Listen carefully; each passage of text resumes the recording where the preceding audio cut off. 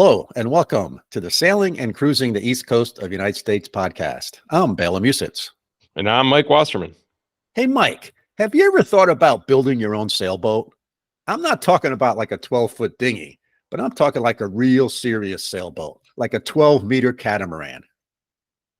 Bela, when I was in the Cub Scouts, I was supposed to build one of those like 12-inch long woods out of balsa. It sunk.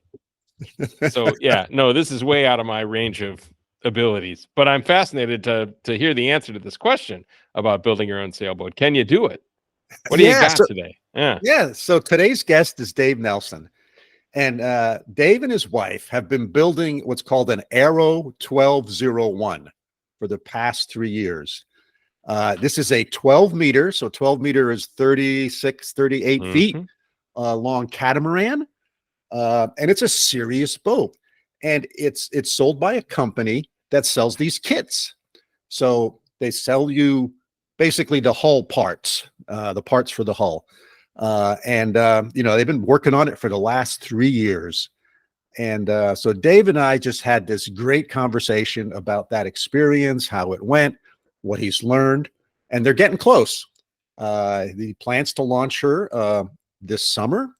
And he lives just around the corner from where our boat is in Rhode Island. He lives in Massachusetts. So I'm going to try to give him a visit sometime this summer. And he has plans for, once he's finished with the building process, to shake her down a little bit and then sail from New England up in Massachusetts all the way down to the Bahamas. Yeah, Bela, this is really cool. I mean, I'm fascinated by A, kind of the skills that it would take to build a sailboat, and then B, the guts to have enough confidence in your own building skill to sail that thing, a couple thousand miles, right? So I don't know. I'm really fascinated by this. Should we get right into the interview? Yeah, sounds good, Mike. Hey, but before we dive into the episode, we need to say a special thank you to our supporters. Several listeners are supporting the podcast via Patreon. And if you'd like to join them in supporting the podcast, you can do so by going to patreon.com/sailingtheeast. Right, you are, Bela. Yeah, thanks to our listeners for supporting this little project. And now let's dive right into today's discussion with Dave about building and sailing your own sailboat. Hello, David. Welcome to the podcast. Hey, thanks a lot. I appreciate you kind of having me on. Yeah, you're welcome. I was really intrigued by the email exchange we had and the project you're working on, which is what we'll talk about here in the podcast. But before we dive into that, tell me where you are geographically. We're in Dartmouth, Massachusetts, which is kind of halfway between Providence and Cape Cod. Okay. Right in Buzzards Bay. Absolutely wonderful sailing area. And yep. Oh, well, so we're not right now, but yesterday I was out at the boat. I got back last night. Good. So Get her in the water. She's in the water. Nice. Yep. So we're kind of close to each other. So we are. I'm in near Providence, Rhode Island, on the bay. Yep. But sort of the north end of the bay. Yep. Cool. Very nice. Great. And I spent a couple of days and nights in Marion, Mass. Mm-hmm.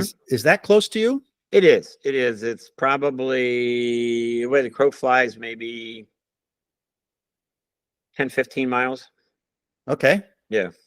Not too far. Not too far. Yeah, we're just this side of New Bedford. Just your side of New Bedford. Got it. Yeah. Okay. Very nice. Yeah, that's such a great sailing territory or it is area. It's just a lot of harbors, a lot of marinas, reasonable places to anchor. Yep. The bay, the Buzzards Bay is sort of a little bit protected, or you can get the protection pretty quickly if something blows up. Yeah. Well, you learn how to handle currents and wind against currents pretty quickly. So between that and Martha's Vineyard and Nantucket and stuff, where you get a lot of that. So yeah, you learn quickly. Yeah, having learned to sail on a lake and never having to deal with currents. Mm-hmm. Once I started chartering, and now that we have a boat, it's a whole nother bag of worms, as they say. Absolutely, yeah. It definitely stretches your seamanship if if you haven't been through it. So Yeah, particularly when, I have a monohull, so if I'm going 6 knots, I'm going fast. And if the current's going 2.5 knots in the opposite direction, I'm going You're- really slow. well, we used to sail around here with a Corsair F-27, so it's a trimaran, and it's like a little sports car, so you get used to kind of flitting around pretty quickly. So it was nice. Yeah. There's one of those outside of where our marina is. There's a little mooring field that's owned by the town.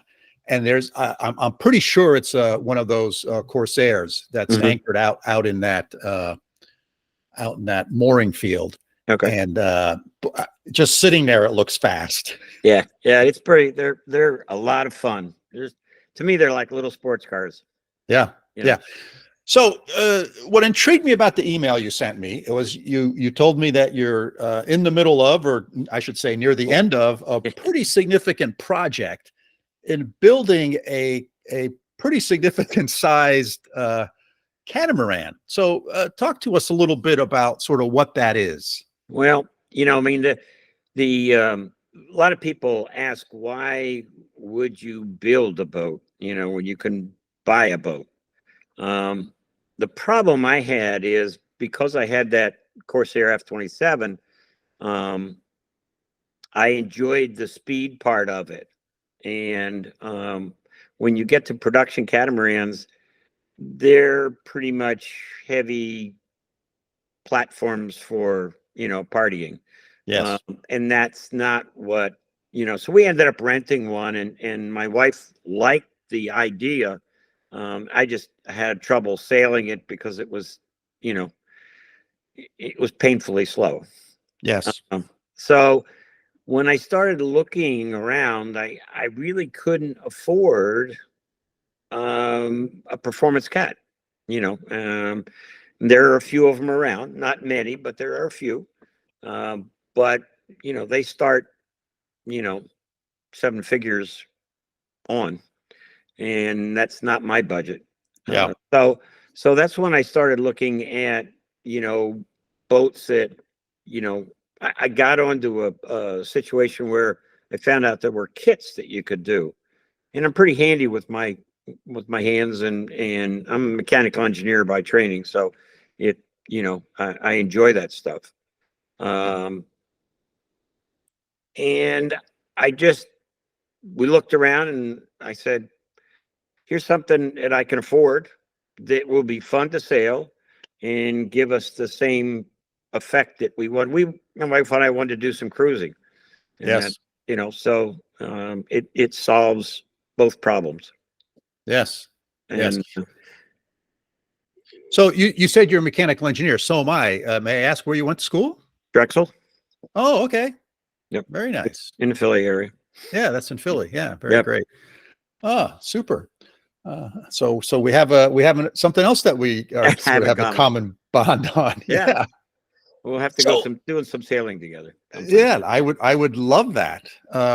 So talk to me a little bit about the design that you picked and why you picked it. Well, there's Schionning Design. It's an Australian designed boat. They have several different styles, if you wanted to call it that. And I really opted for the smaller of the styles because they start at 40 and go up to, I don't know, 50 or 60 feet. And the idea was for my wife and I to handle this ourselves. And so 40 foot is a good size for us to, do it ourselves and be able to have some guests on once in a while. So that's the plan. That's why I chose that size boat. It really got down to be a cost thing, I guess. I could have my performance, and with Schionning, the one I chose anyway, it's on the lower end of the cost schedule. It typically does, 10 to 13 knots on a decent wind. Has a hull speed of 20. So, which is, you know, I've talked to several people who have them. It's not uncommon to do 15 to 17. So, and that's not down a wave, you know, Right, surfing down a right. wave. Yeah. So if I look at a catamaran Mhm. and I look at a performance catamaran, Mhm. and let's say they're both out of the water, they're up on the hard. What are sort of the differences? Well, the difference between a production catamaran and a performance catamaran is two main things. Well, actually three. One, they're significantly lighter. Two, the hull shape is narrower, so you get less friction. And three, they have dagger boards, which gets you great upwind performance. Yeah, so they point. They do. They'll point as well as a monohull, and which is quite uncommon on production catamarans. Usually, if you could get them to go 50, apparent, you'd be doing well. Yeah. But these should probably do 30 apparent, without any problem. Yeah. Yeah. Now, were there other manufacturers that you looked at, or was this basically the only game in town? No, it wasn't the only game, but it was the only game that I could afford. Some of them came with hulls already made. A lot of the parts were already,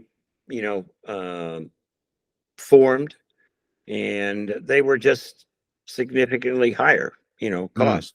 Price-wise. So it was a matter of, I wanted a performance cat, yet I didn't want to pay the big price. So yeah, you have to compromise, and the compromise was more work. Yeah. Yeah. So now when I looked at their website, and I'll put this in the show notes, the address for it. It says a kit.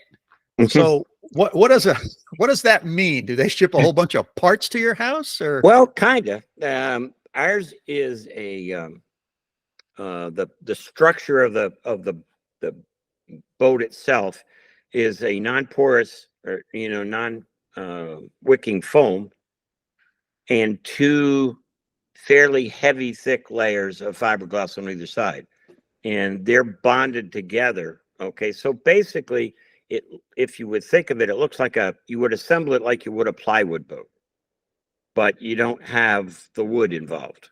So anytime you get dents or things, they're not going to absorb water. So what happens is, in my case, I got 17 sheets, 40 foot long and 8 foot tall, of this material with all the pieces CNC'd out, and they left little tabs in. So I hate to say it, but it's like when you were a kid and you got a model and you had the parts, you broke them off and you glued them together. Well, that's pretty much it, except they're bigger parts and a little bit more involved in the gluing together part. But that's what we got. We got all of the fiberglass. We got all of the resin. I even purchased, because the exchange rate between where we bought the boat and here was so good, that I bought the mast, sails, standing rigging, and so it was pretty much a complete package. Right. Yeah. Right. So the way you describe that, what I'm envisioning is the hull. You don't get the formed hull. No, what they do is they give you a backbone that in MDF, which is again done the same way, CNC, all the pieces are CNC'd out. You cut them apart, put them together, and then you end up, having a backbone that you can build this boat on. I see. So you'll set them up and build one hull. When you've done that, you roll it over, pull the backbone out, turn everything around 180 degrees, and now you got a left hand and a right hand. So that's how the hulls were built. Basically, once you built the hulls, I would say it's kind of like a stitch and glue. You know, you end up I actually screwed the pieces right to the backbone. Then we glued and taped. When I say glue, I mean an epoxy mixture Yep. with a fiber filler in it. Yeah. Glued and taped all the edges. And when we rolled it out, we taped all the inside. And before we rolled it, we actually, on the hulls, we laid 3 layers of fiberglass on the outside of the hulls in different levels. You know, what the first one was pretty much covered the entire hull. The next one was maybe about a couple hundred millimeters from waterline, and the other one was just below waterline. Yeah. So the curvature and the shape for these panels is provided by the backbone? Correct. Yeah, the backbone is basically if it was a wooden boat, it would be all the bulkheads that were involved in that. Got it. And these panels are flexible enough that you can sort of mold them to that shape. Yeah, kind of. There's one, but if you're trying to kind of bend it softly, yes, the answer is yes, you can do that. There's one that has it's got about a 60-degree bend in it. So it goes from here, about like this, all the way up to straight at the bow.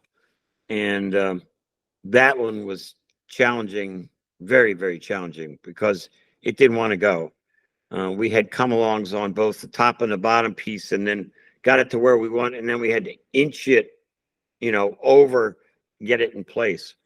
It took sometimes several times to finally get it in the place where you want it. So the answer is yes, but if you try to do it too much, it makes it difficult. Yeah. So on any sailboat, and particularly a catamaran, you got 2 of them. The hull is just a very small portion of the whole build.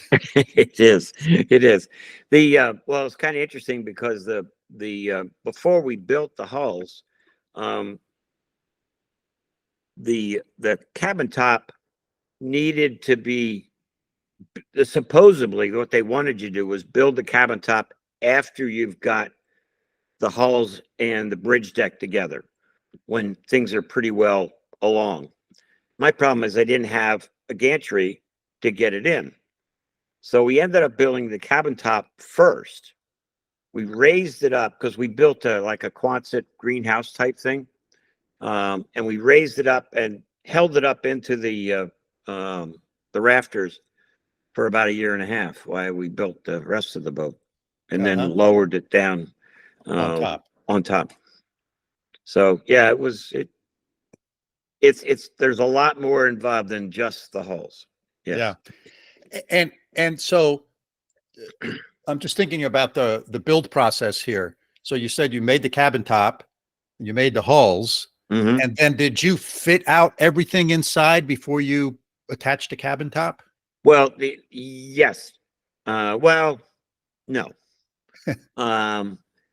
We built the 2 hulls, and then you basically have to put them together too, because there's a bridge deck in between. So you have to build the bridge deck.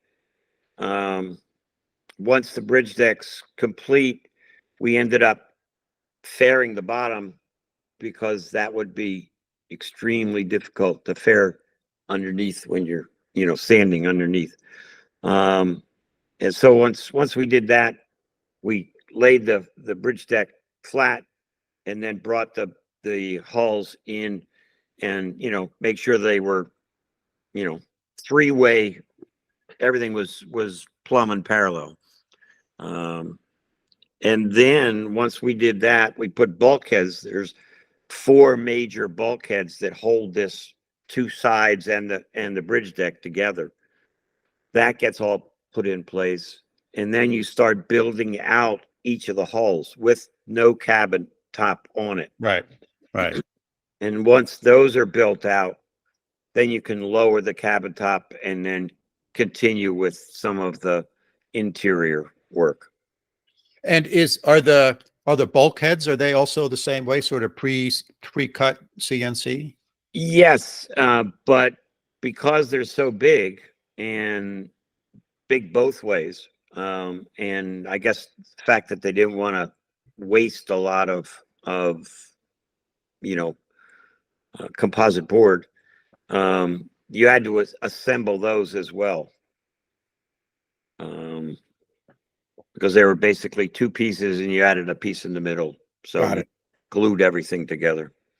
Got it. Got it. Wow. And then, so what about all of the electrical systems, the plumbing system? Is that all part of the kit as well? No. The kit's basically the structure. Got it. You had to buy engines. You had to buy, all the, like I say, the plumbing.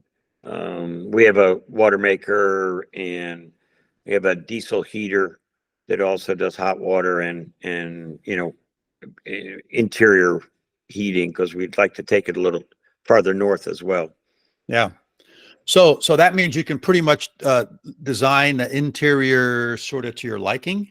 Yeah, pretty much. I mean, yeah, there's some structural things that you have to be careful of, but the interior cubbies and closets and all that sort of stuff has some flexibility to it, which we took advantage of. Yeah. So, I mean, from my perspective, putting together a kit is sort of one thing, right? Going to IKEA and buying something, and you have all the pieces and an instruction sheet, and you kind of patch things together somehow. But if you're just getting the basically the hull is the kit, the structure. Yep. And now you have to figure out where the sink's going to go, where the head's going to go, all the plumbing and electrical stuff. I mean, they give you ideas of where this stuff's supposed to go, from a balance standpoint on weight and things like that. But, some of the fine details are up to the individual. Yeah. And so that's a lot of sort of not just a build skill, but it's the kind of design skill. Yeah. Which was, to me, a lot of fun. I enjoyed it. I mean, with the exception of the enormous amount of sanding we had to do, the process was, I think, quite a bit of fun. Yeah. Well, I'm glad to hear that, because if it wasn't fun, it'd be awful. Yeah. So, you must have some pretty good carpentry skills then. So if you're kind of, putting cabinets in and all that kind of stuff. Yeah, we built all the doors and the cabinets and things like that. I built the house, so I figured I could, right. But we learned a lot. I mean, I always tell my wife, the second boat's going to be really easy, and she always goes, over my dead body. Yeah. Yeah. So go ahead. I'm sorry. I didn't mean to cut you off. We learned a lot in the way of, what to do, when to do it, how to do it, so it's sped up the process. For example, the first hull probably took, I would say, darn near 2 months. And the second hull took 3 weeks. Yeah. So, we knew what to do and how to do it, and it just kind of flew. Yeah. So one of the other questions I have for you is, sort of in my sailing history and background, before I bought a sizable boat, I went and chartered a whole bunch of boats. And I remember, and I made sure to charter different brands and different models. And because I wanted to experience all those, this one has the kitchen laid out this way. This one has the kitchen laid out that way. This one has the sleeping quarters laid out one way. This has a different way. And they're all valid designs, but then you sort of like certain things, like in your house, you like things a certain way. How did you sort of sort through those things in your head? Well, I mean, from a standpoint of what manufacturer we were looking for, I was in the case of Schionning, I was given a lot of options. Mhm. So, and I, I like designing, and, between my wife and I, we figured out what we like, and Yes. built the boat, to what we like. Yes. Which is, it's kind of interesting. We had our New England Multi-Hull Association, we had a meeting here 2 or 3 weeks ago. So everybody's tramped through my boat. And they were just, they really liked the design and things like that. So it worked out pretty well. I Yeah. think, I enjoy that stuff. Yeah. Yeah. Well, that's really, really great and ambitious. So, when is when's the splash date? Well, I always try to, every time I give a date, and it seems to, with boats, it's costs more money and takes longer. Well, I think we're probably looking at the end of June, beginning of July at this point. Got it. We're putting a lot of the finishing touches on, and but unfortunately, while all the big stuff is done, the little lists of things are quite large, and it's Yeah. little this run these wires for this, run that for that, and the plumbing is, I would say, maybe 80% done. Electrical, probably pretty close to 80% done at this point. Yeah. So Yeah. we're getting Now, there. I hear again. I'm just going to ask. You got These it. things pop into my head, right? So I'm Yep. thinking of like just making the cabinets. Mhm. So okay. So I kind of get the cabinet piece, but you got to pick out hinges. You got to Mhm. pick out latches. Yep. Yeah. I mean, there's you got to bring out the rollers, I mean, it's just all these things that are like, oh my gosh, the bill of materials gets large all of a sudden. Man, it's fun. It's one of those things too that when you first start the project, while you have to do this, you just don't have a total feeling on how much, we've been at this a little over 3.5 years now. Yeah. And so granted, we were supposed to get it in March of 2020. And, because of pandemic, it didn't arrive until August of 2020, which kind of put us back a little, because that winter, we really couldn't get much done that first winter. But we're new at this, let's face it, a lot of Yeah. things go quicker. Yeah. Yeah. And I'm interested. What kind of engines did you get? Did you get sail drives or No, regular straight shafts? straight shafts? I figured, I think they're better. They're a better way of doing it. A little bit more work, Yeah. but a better way of propelling the boat. Yeah. And from a longevity standpoint too. Yeah. And so they're Yanmars or They're 29 horse Yanmars, 2 of them. Yeah. Yeah. Very nice. Yeah. So they'll push it along again. Supposedly push it along at almost 8 knots. Yeah. But I mean, the weight on this boat, let's say a Laguna, 40-foot Laguna, probably weighs around 26,000 pounds. This boat will probably weigh around 13. So Yeah. it's significantly lighter. Yeah. Yeah. Percentage wise, that's huge. Yeah. So what about the rigging? You said you bought all of that stuff. So does the Schionning sell that or? No, we got through Sparcraft. There's a Sparcraft in South Africa. This is where this boat came from. The manufacturing, the parts from this boat came from South Africa. They're Schionning has 2 manufacturing areas, one in Australia, and they handle the Far East and the western part of the Americas, and South Africa handles the eastern part of the Americas and Europe. Yeah, I see. So that's where ours came from. So in that sense, you didn't need to design all the rigging and stuff. They No, sort of no, say, they, use this stuff. This Yep. is where you put the winches. This is where you put the absolutely. various different. Yeah. Yeah, I mean those types of things you don't change a lot unless you really ask, and there was a few times when we asked, and some I understood legitimately why they do that, what they do. Yeah. And there were some where we said, "Can I do this?" And he says, "Yeah, but I would do this as well." So it was a good give and take. The one thing that we had is we did not have great instructions. Mm. It was it's not like you have a kit from IKEA and said put part A into part B and then put part C. And no, it was basically about 50 drawings and go for it. Yeah. So Yeah.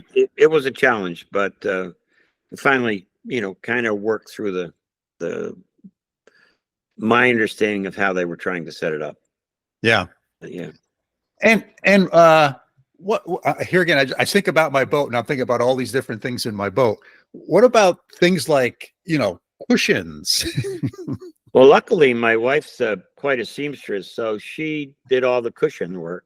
Oh, nice. Yeah, so she's done all the cushions and both the in the salon and in the cockpit. So yeah, Man, what a project. This is impressive. it was basically just my wife and I would say for 98% of the time, other than when we glassed the hulls, we had about 6 people here just because you can't get from point A to point B before it dries, and Yeah. with a couple people, so it Yeah. was. And she's still your wife. She still is, and she's itching to get the boat in the water. Well, that's good. Yeah, That's fantastic. yeah. So if someone's listening to this and they're going, gee, this sounds really interesting. I'd like to do it. What would your sort of 2 or 3 words of wisdom or lessons learned be that you'd want to share with them? Well, I think if the person has to be fairly mechanically inclined and have some pretty good hands-on building skills. If you don't, I think you're kidding yourself. Yeah. That's probably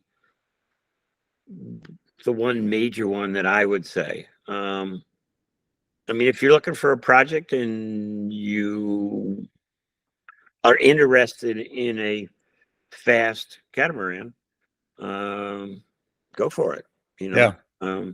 Yeah. It always takes longer than you think, and it usually costs more. Yeah. As Yeah. with that boat. Yeah. I mean, I know in the past, there's been a couple manufacturers that sold bare hulls, right? Mhm. So the hull is kind of put together and you sort of do the build out of the inside and the Right. finishing work, And there were a couple of those, but again, that just raised the cost Yeah. substantially. So at some point you just have to give and take, Yeah. So how do you deal with things like all the various different standards, right? The AYB, I can't think of the acronym. Yep. That has all these standards about wiring and build construction and all that stuff. And some of that may be necessary for insurance or whatever. Share some of that with me. Basically we've especially with electrical, we've done all the, followed their standards to the T. I do have a friend of mine who has kind of helped guide me through the electrical part. And so that's been helpful. Structural wise, there isn't, I hate to say it, but there isn't a lot of really rigid, regulations on how you build the boat. Right. Yeah. Right. But we have followed Schioning's recommendations to a T. They have several hundred boats out there, that have had zero problems. So that was one other reason why I was interested in Schionning is, what they end up, what you get is a very safe structural boat. So, and we plan on challenging it too. So Yeah. So do they also sell complete boats, or are they just selling kits? no, they're just selling kits. And they'll sometimes they'll set you up with a boat builder, and the boat builder will build it. And I be honest with you, I think that's what their main, direction either should be or is. Yeah. Because they're really not, they're not set up to do people like me who, luckily I had a guy that was extremely helpful. I could call him and ask him, what do you mean about this? What are you trying to do here? Guide me a little bit. And he would do that. And Yeah. so that was helpful. But if you're going to do it, just be aware that you need pretty good hands-on skills. Yeah. And I imagine, when you were talking about that one part that went from sort of horizontal to vertical, you had to do some problem solving. It's not just build skills, right? No, It's not just, making sure things are square and gluing them together. It's like, oh crap, how are we going to get this from here over to there? well, like I said, sometimes it took 4 times before we could figure out how to, how pull this way, the top this way, the bottom this way, Yeah. and walk things in. Yeah. And then the other one thing that was a challenge is actually heat treating the boat. Stress relieving heat treating. If you're not aware, epoxy strengthens as it heats. So a lot of epoxy boats are all heat treated. That means taking the boat, the structure of the boat up to about 160 degrees for 4 hours. Oh, wow. So it took us 3 tries, but we finally did it. And I have a boat builder friend of mine that said I couldn't do it. And after the second time, I was almost believing him, but we gave it one more shot, and we were able to maintain 160 to 175 degrees for 4 hours. Wow. And it really does stress relieve those pieces that were bent, which were under tension. Okay, did stress relieve, and you could see some of the fiberglass relieve itself a little bit. Huh. I wasn't aware of that. Yeah. It's I mean, I remember in metallurgy class talking about doing that for steel. Yep. Well, it's the same thing for epoxy. It's stress relieving it, but also it increases the strength of the epoxy. Yeah. That's interesting. Yeah. That's interesting.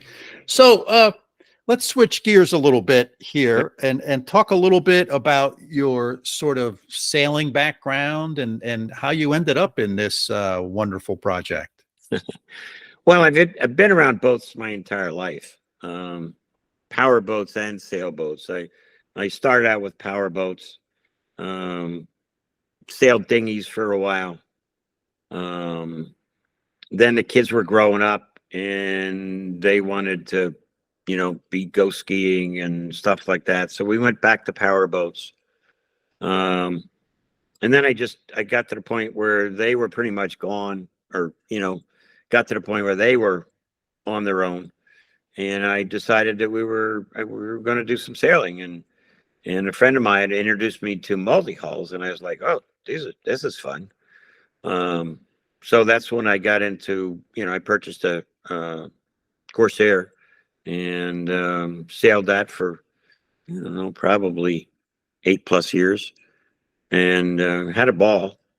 And then we decided, we want to do some cruising, and F-27 was more like if you went that. It was more camping than it was, Yeah. you know, cruising for old people. Yeah. So that's where we decided to do some, you know, something bigger and something that we could, and then we got into the whole thing. So. Yeah. Yeah. So, we've been talking now for 35 minutes or so. So I want to start wrapping this up. Is there anything I haven't asked you that you'd like to share with our listeners? Not, I mean, from the building standpoint, I would say, one of the things that I was amazed with was painting the boat. A lot of different, you know, there's a lot of different paint manufacturers out there. We were kind of guided towards a product called Alexial. It's Alex Seal, all one word. And it's amazing because I don't spray. I've never really developed that skill because I really haven't done it enough. So I knew I was going to end up rolling this, and rolling and tipping is challenging to get a really good smooth. Alexio came up with this additive that you can add to the paint, and it blows all the bubbles out. It goes from the stippled look that you would do when you paint your house to glass within about 5 minutes.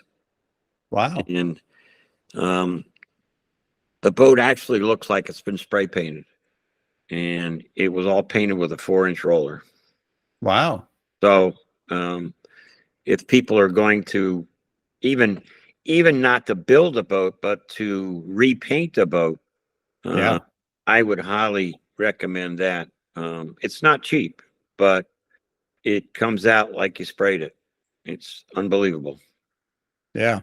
Now I've done some painting of a car on occasion, and I know that, you know, a dust-free environment is really important. Now you're basically in a barn. Kind of, yeah. And it's, believe it or not, it's I mean, you obviously can't run fans and stuff like that and stir up the dust, but we also a lot of times would paint with the doors open. And it still came out, you know, you'll see it at some point, and it looks like a nice spray job. Yeah. Yeah. Well, that's commendable. That's commendable. So, Well, let's wrap this up. David, thank you so much for being a guest on the show. I You're really welcome. enjoyed our conversation. maybe when we do, we get out sailing it, you know, because we're gonna probably head up to Maine, and then the winter we're heading south to Florida, dry Tortugas, and then over to Bahamas. So, Yeah. Nice. Have you been down there before? I've been there before. I took the F-27 down to the Keys, and we sailed it around there. And I've been in the Bahamas a little bit with a friend. Got it. But and I've been down to the Caribbean sailing. Yeah. So we're gonna do the ICW. I've always wanted to do that. So we'll do that on the way down and come outside on the way home. Yeah. Yeah. I think I've done not all of the ICW, but good portions of it. On the trips I've done some outside, some inside. But I think the ICW is highly underrated. I really enjoyed going down the ICW. Yeah. Well, I'm hoping to anyway. You know. Yeah, it was enjoyable. Yeah, we've got a bunch of friends that are en route, so we'll end up stopping frequently and chatting and Sure. at different times and different, you know, there's a lot of places to visit when you're down there too. There sure are. There sure are. Well, yeah, I hopefully before you guys take off for part south, our paths will cross this summer. Yeah. Let's try to make sure we can make that happen. Yeah, And, I will. I'll give you a call at some point, and when I'm over in the Newport area, we'll get together. Yeah. Or even if, we go to the boat fairly regularly over the summer, and it's not that far of a drive to come over, and even if your boat's still not in the water. Oh, sure. I'd love to stop by sometime and take a peek. Absolutely. Absolutely. Yeah. So Yeah, can't be very far of a drive. no. So super. Well, thanks again for being on the show, David. I really You're enjoyed our welcome. conversation. All right. Take care. Wow, Bela, you're right. That's a project. Unbelievable. So, A, what were your main takeaways from this? And B, are you ready to start a project like this? Well, I'll do the easy one first. No, I'm not ready to start a project like this. And, I think, as I mentioned in my conversation with Dave, my father and I built 2 boats when I was a teenager. One was a wooden rowboat, flat-bottomed rowboat, and the other one was a fiberglass kayak that he and I built. So I have a little bit of experience, and those were big enough projects for me. Man, what a big undertaking this is. And, while I was talking to Dave, I'm thinking in my head, he's talking about the hull and forming the hull and bonding the parts back together to each other and making sure things are aligned. And I'm thinking about my boat, and I'm thinking about, well, man, it's got all these cabinets. It's got all these latches. It's got all these handles and pulls for the cabinet drawers. It's got all this other stuff. It's got lighting. It's got, plumbing. It's got electrical work. It's like a house. I mean, it's as complicated as a house. And none of that stuff comes with the kit, as he was telling me, right? And then on top of that, you have all of the sails and the rigging and the mast and the winches and the turnbuckles and all of that stuff. And I'm going, oh my gosh, this is just huge. And so I was quite frankly overwhelmed by the size of the project. And boy, a heck of a lot of respect for anyone who can undertake something like this and build a boat with so many details. And it's one of those things that unlike fixing my lawnmower when it breaks, I can watch a couple of YouTube videos. There really are no YouTube videos on how to build a 12-meter catamaran. So you got to kind of learn by doing. And, he talked several times about these notions of trying to get these parts to line up, and they're trying to figure out how they're going to do it. So I think you have to be a very sort of creative and ingenious kind of person to be able to do something like this, because you're going to be solving problem after problem after problem. And I don't mean that in a bad way. That's part of the challenge. That's part of the fun. I do a little bit of woodworking, and I like trying to figure out how to make something. So that's part of the challenge and part of what some people find exciting. But man, what a big undertaking! What a lot of problems to solve. It's not like building your little tester's airplane kit or your boat kit that you buy at Walmart with 102 pieces, and you glue the things together and you snap part A into smart part B. So that was sort of what sort of really struck me. What did you think, Mike? Yeah, I mean, it's kind of like you're putting together a jigsaw puzzle, and you have to make some of the pieces yourself, and not all the pieces are there.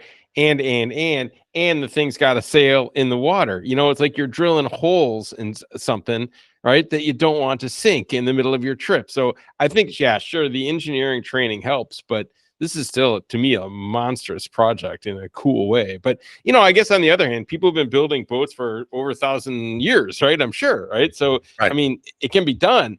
But kind of my question was, okay, you were an engineer and you've got an engineering mind, but you've also worked with a ton of non-engineers in the other kind of half or 2/3 or 3/4 of your career.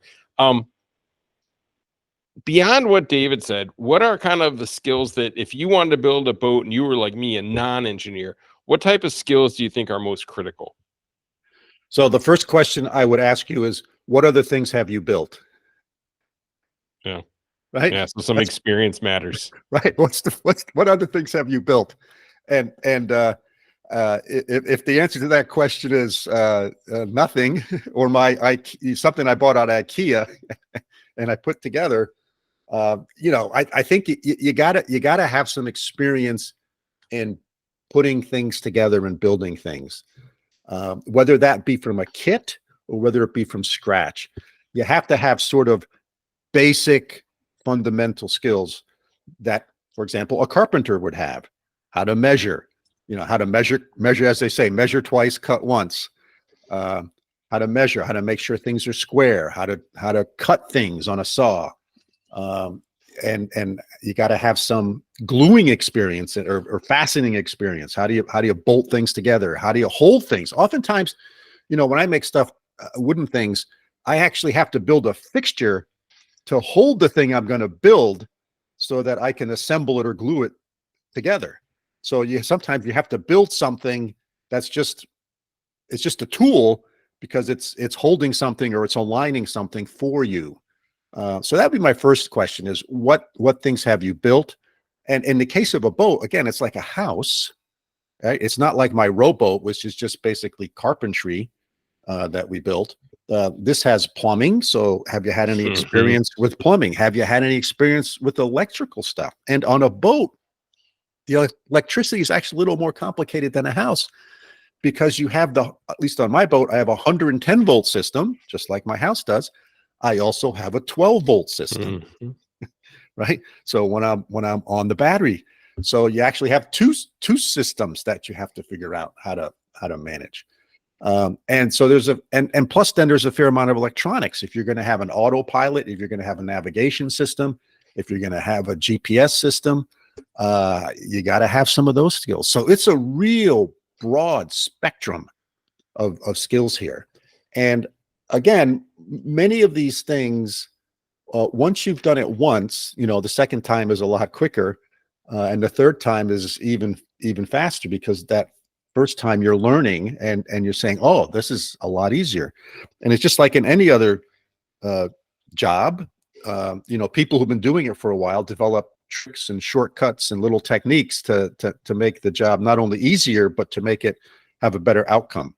So to me, it's still mind-boggling. Yeah, totally agree. The next thing that I have a question that really I thought about this. So thinking about maybe 20 or 30 years ago, right? Because you were saying you were building, these little kayaks, small boats with your dad. Do you think it's easier or harder to build a boat now than it was 20 or 30 years ago? Because, right, things are more complicated and there's more technology, but also the tools are better and there's more prefab components. I mean, how do you think that balances out? Is it harder now, easier now, or about the same? Yeah, that's a good question, Mike. I think if you're building from scratch, then I think it's about the same. I think what's interesting is that I'm not sure 20 or 30 years ago there were kits available to build things. So, for example, I know if you're interested in building a kayak, there's a company called Chesapeake Bay Lightcraft or something like that sells kits for building kayaks out of wood. Beautiful wooden kayaks, and basically everything's pre-cut, and you're doing kind of still a lot of work, assembly and finishing and gluing the thing together and stuff. So I think that has made certain aspects of it easier. It certainly has reduced the amount of work because you don't need to cut out all of the parts.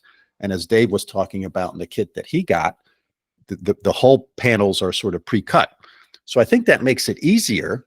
And it enables you to do things that you couldn't do before, right? For him to laminate those panels 20 years ago would have been really, really difficult. It would have been a different construction technique. So now that you can have these panels made in a factory using certain manufacturing processes, and they can cut them out for you fundamentally, and then you basically glue them together, enables you to do things that you couldn't do 20 years ago from a design and shape perspective, also from a strength and safety perspective. So I think in some ways it's gotten easier, or at least the skills have changed. I don't know if it's any easier, but some of the skills required today are a little bit different than maybe the skills 20, 30 years ago. Yeah, interesting.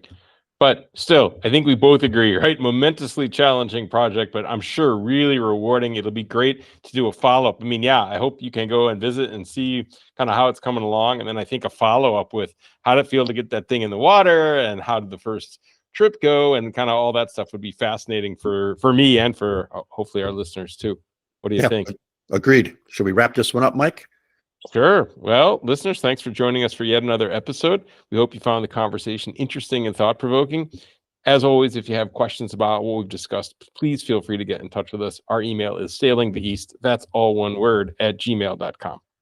Hey, and if you enjoyed the podcast, hit that follow button on your podcasting application. Help spread the word about the show, and leave us a review. And if you know of someone that would make a great guest on the show, let us know. Send me an email and I'll reach out to them and see if I can convince them to be on the show. So until next time, signing off from upstate New York. See you all soon. See you next time. Thanks, Bela.